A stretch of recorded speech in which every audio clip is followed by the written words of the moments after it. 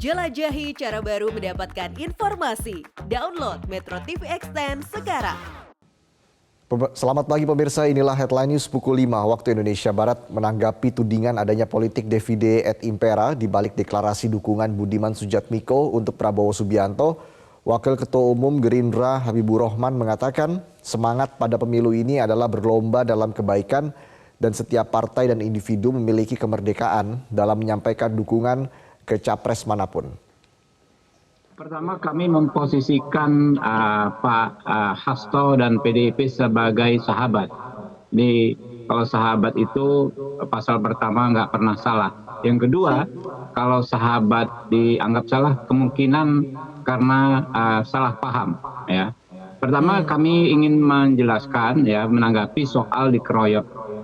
Tentu tidak ada yang namanya semangat untuk mengkeroyok karena pemilu ini kan semangatnya fastabiqul khairat, berlomba-lomba dalam kebaikan ya, bukan dari soal jumlah partai ya.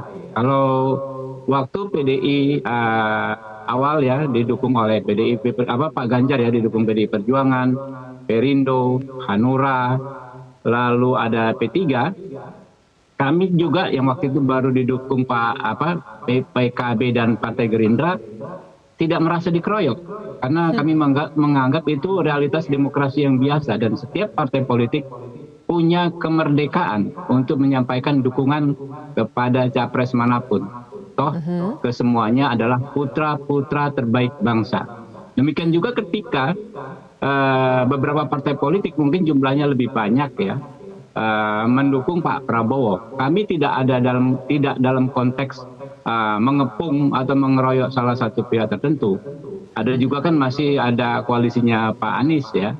Tapi ini semata-mata dalam konteks fastabiqul khairat itu berlomba-lomba dalam kebaikan. Nalurinya tentu kita ingin didukung oleh sebanyak mungkin partai politik. Karena dari segi keamanan electoral threshold dan keamanan mesin politik. Ya, tapi semangatnya adalah bagaimana kita menjadikan pemilu ini ajang kontestasi gagasan ya.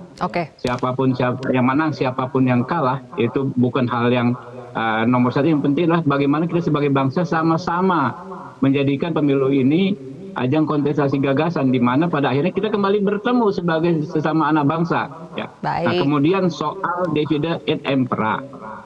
Kami juga perlu meluruskan, mungkin salah paham ya, bahwa tidak ada politik divide et impera, tetapi kami tidak bisa membatasi pihak manapun untuk mendukung Pak Prabowo.